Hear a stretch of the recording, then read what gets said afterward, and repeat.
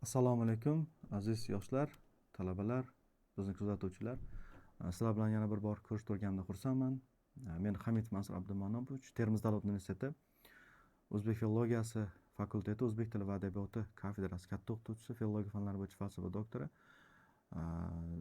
Bugungi dialektologiya bilan bog'liq bo'lgan shu amaliy dialektologiya fanidan navbatdagi ma'ruzamizni boshlaymiz. O'zbek she'rlarining tasniflanishi deb nomlanadi mavzumiz. Bu mavzu katta mavzu hisoblanadi va ikki paraga mo'ljallangan. Shuning uchun bir qismini hozir sizlar bilan o'tamiz va mana shu mavzumizni dastlabki rejalar bilan tanishib olasiz. Birinchi reja o'zbek she'rlarini tasnif qilish tamoyillari. Qanday tamoyillarga asoslanadi? Ikkinchisi o'zbek she'rlarining tasnifi va uchinchisi o'zbek dialektolog olimlari. Bu ham albatta bizga zarur, chunki mana shu sohada qanday va qay holatda olimlar igna bilan quduq qazgandek mashaqqat bilan o'rganayotgani va bizga taqdim etayotgani juda muhim va olimlarni faoliyati bilan tanishimiz zarur. Har bir sohada bu dolzarb ahamiyatga ega. Endi o'zbek she'rlarini tasnif qilish tamoyillari, albatta o'sha tilshunoslikda til sistematikasi degan tushuncha bor. Bu 4 a'zoli shkalani aks ettiradi. Sheva, dialekt, lahja va til. Mana shu bir-biri bilan bog'liq bevosita. Bular bir daraxtning bir 4 ta shoxidek, bir-biridan ayro tasavvur qila olmaysiz. Bunda o'sha til tarkibiga kiruvchi lahjalar, dialektlar, shevalarning muayyan tartibini belgilashda lingvistik klaster ham deb atasak bo'ladi. Bevosita o'sha klaster metodini bilasiz. Xo'p, endi o'zbek shevalari asosan biz endi tarixga nazar tashlaydigan bo'lsak 1920-1930 yillardan boshlab ilmiy asosda o'rganila boshlangan va shu asnoda uning dastlabki tasniflari paydo bo'lgan. Albatta o'rganish jarayonida biz tasnif, klassifikatsiya, guruhlash va ularni turli xil xususiyatiga ko'ra, o'xshash farqli jihatlariga ko'ra ajratib o'rganamiz. Har bir fanda va har bir o'sha sohada bu narsa mavjud, chunki biz umumiy va xususiylikka e'tibor bermasak, bir o'rganishda albatta qiyinchiliklarga duch kelamiz. Shuningdek, shevada ham o'sha tasniflash masalasi mana shu davrlardan boshlab ilmiy o'sha izlanishlarda o'rganila boshlandi. 19-asrning oxiri va 20-asrning boshlarida Nalivkina yoki o'sha Starchevskiy va bir qator o'sha Vishnegorskiy sharqshunos olimlarning tadqiqotlari bor. Alekseyev, Ostromov, Qiyosbekovlar ham o'sha jonli til faktlari asosida o'zbek tili lug'ati qisman o'sha fonetik va morfologik xususiyatlarni yoritgan ishlarni amalga oshirganlar. To'g'ri, bu dastlab oddiyroq bir jo'n ko'rinishda bo'lgandir. Bugungi kundagidek mukammal bir tasnif yoki bugungi kundagidek o'zbek dialektologiyasidagi zarur bir bizga ma'lumotlarni bera olmagandir. Sababi dastlab albatta har bitta bismillohda, ya'ni boshlanish nuqtasida soddaroq ko'rinishda sekinlik bilan vaqtlar o'tishi bilan u yana takomillashib rivojlanib boraveradi. Bu har bir jarayonda va sohada bor bu narsa. Va o'sha ularni sof dialektologik ishlar deb ham e'tirof etishmaydi ba'zilar, lekin adabiy tilni aks ettirgan deb ham bo'lmaydi deb qayd etishadi olimlar tomonidan. Lekin ularni ham o'rganishimiz kerak, chunki mana shular boshlab berganki, biz davom ettirib hozirgi kungacha biz o'sha mana shu sohani rivojlantirib, o'zbek tili uchun qaysidir o'sha ma'noda dengizdan tomchidek o'zimiz hissamizni qo'shayotgan bo'lsak, albatta bularni ham e'tirof etishimiz zarur. 20-asrning boshlarida o'zbek adabiy tiliga asos bo'ladigan sheva, dialektlarni aniqlash, milliy tilning imkoniyatlarini belgilash shiori bilan o'zbek shevalari keng miqyosda o'rganila boshlangan. Shu jarayonda o'zbek shevalari tasnif qilina boshlaydi. Mana 6 ta xususiyatni ko'rib turishingiz mumkin. Tasnif qilishda bir necha tamoyillar mavjud. Bu qanday tamoyillar? Tanishib olasiz. O'zbek, ya'ni turkiy tiliga xos bo'lgan unli va undosh tovushlarning mavjudligi yoki o'sha amalda bo'lishi. Bu dastlabkisi va ikkinchisi ma'lum fonetik qonunlarga amal qilishi, jumladan singanmonizm va umlautli mavjudligi. Umlaut o'sha masalan tovush yoki o'sha qo'shimcha qo'shish natijasida so'z o'zagiga tovush o'zgarishlari yuz berishi. Masalan, adabiy tilda aytasizmi, son, sana, yosh, yasha. Mana shu holatda umlaut hodisasi shevada ham mavjud.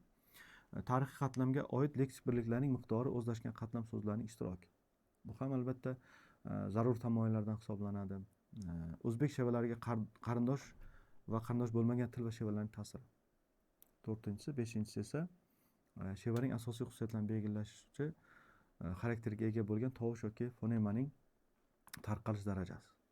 Qaysi hududlarga qanchalik daraja tarqalganligi va oxirgi tamoyil esa so'zning fonetik strukturasi va boshqalar. Endi o'zbek shevalarini tasnif qilishda bir qator olimlar qatnashgan. O'sha Zarubinni tasnifida Xiva, Farg'ona, Toshkent, Samarqand, Buxoro. Mana shu 4 ta hudud jihatdan tasnif qiladi Zarubin.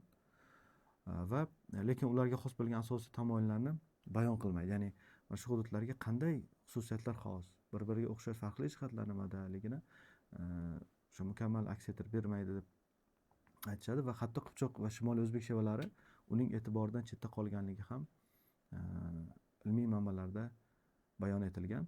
O'zbek shevalar tasnifiga to'xtalamiz. Albatta o'sha o'zbek shevalarini dastlab professor Yudaxin tasnif qilishga muyassar bo'lgan bo'lsa, o'zbek shevalarining tojik tili bilan munosabati va singarmonizm saqlashi darajasiga ko'ra tasnif qiladi va 4 guruhga ajratadi. Birinchisi, asl turkiy tovush tizimi va singarmonizm saqlagan o'zbek shevalari. Ikkinchisi, o'z tovush tarkibini qisman o'zgartirgan, singarmonizm yo'qotgan shevalar. Uchinchisi, Eron tili unlilar tizimini saqlagan o'zbek shevalari. 4-si esa o'zbek va tojik tillarida so'zlashadigan tojik shevalari. Yudaxin o'sha keyinchalik o'zbek shevalari bilan mukammalroq tanishib, uni 5 guruhga ajratadi. Toshkent, Farg'ona, Qipchoq, Xiva va Shimoliy o'zbek shevalariga ajratib 5 guruhga tasniflaydi. Polivanov, bu olimni yaxshi bilasiz. Polivanovning ham juda ko'p ilmiy ishlari, albatta dialektologiyada ham qimmatga egaki, biz uni o'rganamiz. O'zbek tili va shevalari bo'yicha 200 dan ortiq nomdagi katta va kichik hajmda asarlar yaratgan. O'zbek tili va shevalari bo'yicha o'zini ko'p hayotini mana shu sohalarni rivojlantirishga ham hissa qo'shgan desak mubolag'a bo'lmaydi. Va Polivanov uning 100 dan oshiq ishlari e'lon qilingan hozirgi kunda va o'zbek shevalari bo'yicha o'zbek dialektologiyasi, o'zbek adabiy tili nomli 1933-yilda kitob yozadi va Toshkent shevasining tovush tizimi, o'zbek tilining singarmonizmni yo'qotgan shevalar namunalari kabi katta ishlari mavjud. Buni bilan tanishib o'tishimiz zarur. O'qib o'rgansak bizga qimmatli va ko'p ma'lumotlarni bera oladi. Polivanov umuman o'sha o'zbek tilshunoslari doimo e'tirof etgan va shuni ishlaridan namunalar ifodalagan ilmiy ishlarida yoki o'sha ma'ruzalar bilan chiqish qilganda konferensiyalarda albatta Polivanovni e'tirof etishadi. Uning xizmati beqiyos albatta. Polivanov o'sha shevalarning birinchi ilmiy tasnifini yaratgan bo'lsa, keyingi davr dialektologlari Polivanov o'zbek shevalarini tasnif qilishda ikki tamoyilni ajratishi, o'sha metisatsiya, qardosh tillarning chatishuvi va gibridizatsiyani, qardosh bo'lmagan tillarning aralashuvi ikki xil holatda ajratadi va o'sha Chig'atoy laqchasi, bu laqchani 7 tipga ajratish ko'rsatishimiz mumkin. Mana taqdimotda berilgan. Demak, bu laqcha 7 tipga ajraladi. Keyingisi O'g'iz laqchasi. Bu laqcha ikki tipdagi shevalarni o'z ichiga olishi ajratilgan. Janubiy Xorazm va Shimoliy O'g'iz ikki guruhga bo'lingan va Qipchoq laqchasi. Bu esa 4 guruhga bo'lingan. Birinchisini o'zi Shimoliy Xorazm, O'rta Xorazm yoki o'sha Qurama shevalari, ikkinchisi Qozon, Nayman, Farg'ona, Qoraqalpoq shevalari, uchinchisi, 4-chi esa Shimoliy O'zbek Qipchoq dialekti. Xo'p. Endi Chig'atoy laqchasiga qarasha, ayniqsa Samarqand, Buxoro shevalarini kuchli eronlashgan shevalar deb hisoblanadi va o'zbek tilini Chig'atoy laqchasi, O'g'iz laqchasi va Qipchoq laqchasini mana jadvalda ko'rib turishingiz mumkin. Ushbu jadval Polivanov o'zbek shevalarining tasnifi asosida sizni e'tiboringizga havola etilyapti. Albatta bu jadvalni biz Samuxan Shirboyevni O'zbek dialektologiyasi kitobidan olib taqdimotga kiritganmiz. Va bu olimni ham yaxshi bilasiz, G'ozi olim Yunusov. Bu kishini ham e'tirof etishimiz zarur. Chunki aynan dialektologiyada ham G'ozolim Yunusovning tadqiqotlari juda ham qimmatli ahamiyatga ega. U shevalarni leksik, morfologik va fonetik xususiyatlari jihatdan tasnif qilish lozimligini taklif etadi va o'zbek, qipchoq, turk, barlos, Xiva, Urganch lahjalariga ajratadi. Va o'zbek tilini mana ko'rib turibsizki, o'zbek, qipchoq lahjasi, turk, barlos lahjasi, Xiva, Urganch lahjasiga bo'lib va ularni yana ichki guruhlarga ajratib tasniflashni taklif etadi. Mana ekraningizda ko'rib turishingiz mumkin, tanishib olishingiz mumkin. Bu G'ozolim Yunusovning tasnifi. Navbatdagisiga o'tamiz. Borovkov tasnifi. Borovkov o'sha shevalarning fonetik xususiyatlarini hisobga olgan holda dastlab alovchi shevalarni farqlaydi. Alovchi shevalarga demak Toshkent, Xonobod, Xos, Taqachi, Yangiyo'l shevalarini, alovchi shevalarini esa o'z navbatida o'sha alovchi transkripsiya mavzusidan o'tdikki, oddiy o'sha hozirgi adabiy tildagi a va o'sha aning yuqoridagi chiziqcha bor holatdagi ifodalanishi va mana shu ikkita a tovushining variatsiyasi bilan bog'liq holatda tasvirlashni taklif etgan Borovkov va o'sha qaysi hududlarga qanday o'sha yelovchilik xususiyati ham Shimoliy Xorazmda yelovchilik yoki o'sha yelovchilik Chimkent, Mankent, Turkiston hududlariga to'g'ri kelishi va Surxondaryo, Samarqand viloyatlari qishloq shevalarida ham mana shu xususiyat kasb etishi hozirgacha o'sha jelovchilik Qashqadaryo, Surxondaryo hududiga xosligi e'tirof etiladi va Borovkov ham mana shunga e'tiborni qaratgan va Borovkovning o'zbek tili shevalarining tarixiy taraqqiyotini hisobga olib, uni yana 4 dialektga ajratadi. 4 ta dialektni ekraningizda ko'rib turishingiz mumkin. O'zbek, o'rta o'zbek dialekti birinchisi, ikkinchisi shayboniy o'zbek yoki jelovchi dialekt hisoblansa va janubiy Xorazm dialekti uchinchisi, to'rtinchisi alohida guruh shevalari. 4 ta mana shu Borovkov tasnifini tanishib olishingiz mumkin. Va Reshetov tasnifi ham bor. Tasnif to'liq keltirilgan, ya'ni o'zbek shevalarining klassifikatsiyasi o'zbek tili adabiyoti jurnalida 1966-yilda sonida nashr qilingan. Shu jurnalda mana shu Reshetovning maqolasi. Reshetov ham 3 komponentga, ya'ni guruhga tasniflashni taklif etgan. Shimoliy g'arbiy guruh, janubiy g'arbiy guruh va oxirgi uchinchisi esa janubiy sharqiy guruhlar deb 3 guruhga bo'ladi. Navbatdagisi Qipchoq lahjasi, O'g'iz lahjasi va Qarluq, Chigil, Uyg'ur lahjalari. Buni ham qaysi xususiyatiga ko'ra uni izohi bilan tanishib olishingiz mumkin.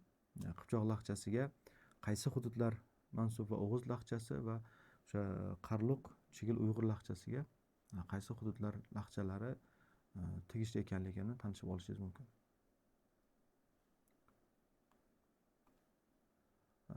Men shu o'rinda sizga qo'shimcha ma'lumot sifatida aytmoqchimanki, o'zbek dialektologiyasida tasniflash masalasi, darsda yuqorida ham aytdimki, bu katta mavzu hisoblanadi. Chunki bugungi kungacha o'sha Reshetov tasnifi bo'ladimi, Borovkov, G'ozolim Yunusov yoki boshqa bir qator dialektolog olimlarning tasnifi bo'ladimi, albatta ularda qanaqadir farqlar va o'xshashlik xususiyatlar mavjud. Bu biri ikkinchisini inkor etmaydi albatta. Chunki deganda o'sha davrdagi, masalan deylik, 30-yillar bilan hozirgi o'zbek shevasini o'rtasida albatta katta farqlar kuzatiladi.